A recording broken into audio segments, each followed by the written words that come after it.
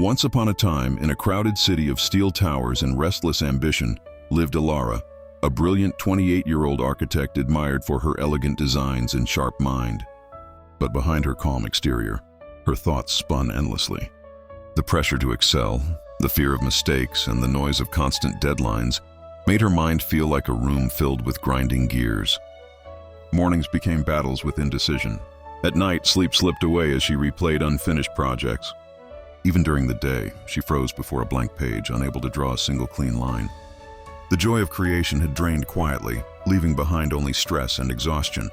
One evening, overwhelmed, she whispered to herself, "I want quiet. I want to create without fear." A retired stonemason who had once worked with her overheard her soft confession. His eyes were kind and wise. "Your spirit seems tangled, Elara," he said gently.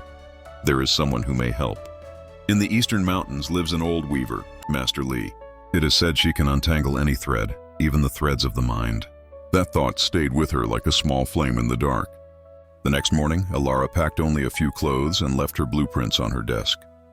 She traveled by train, then by a dusty bus, and finally set out on foot up a winding mountain path. The air smelled of pine and damp earth. Her legs ached and her back stiffened, but her heart held one simple wish: peace.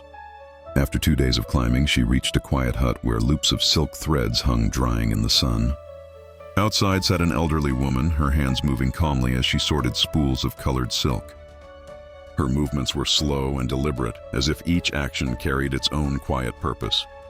When Elara approached, the woman lifted her head and smiled. "Welcome, Elara. I heard your hurried steps long before you arrived." Elara blinked. "How did you know my name?"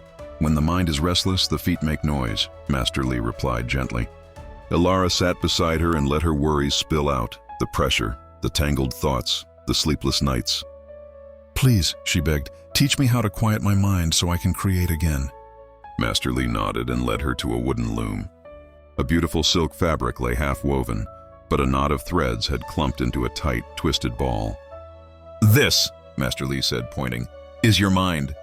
"What would you do with this knot?" Elara answered quickly, "I would cut it out and start again." Master Li shook her head. "Cutting the thread ruins the whole cloth. You cannot cut away the past or leap into the future. You can only work with the knot in front of you." She handed Elara a thin needle. "Focus only on the thread beneath your fingers."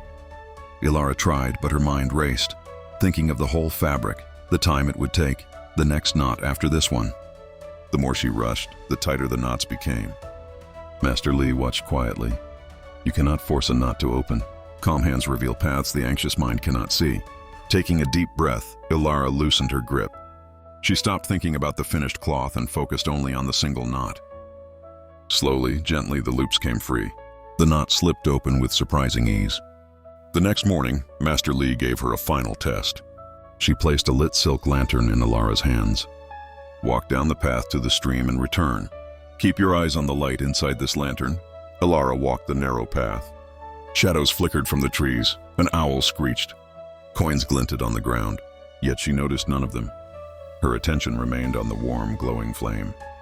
When she returned, Master Li asked, "Did the shadows distract you?" "No," Elara said softly. "I only saw the light," the master smiled. "Peace does not come when the shadows disappear. Peace comes when you choose your light." Elara returned to the city transformed. Whenever her thoughts spun, she focused on one line, one breath, one knot at a time. And slowly, she rediscovered the quiet joy of creation.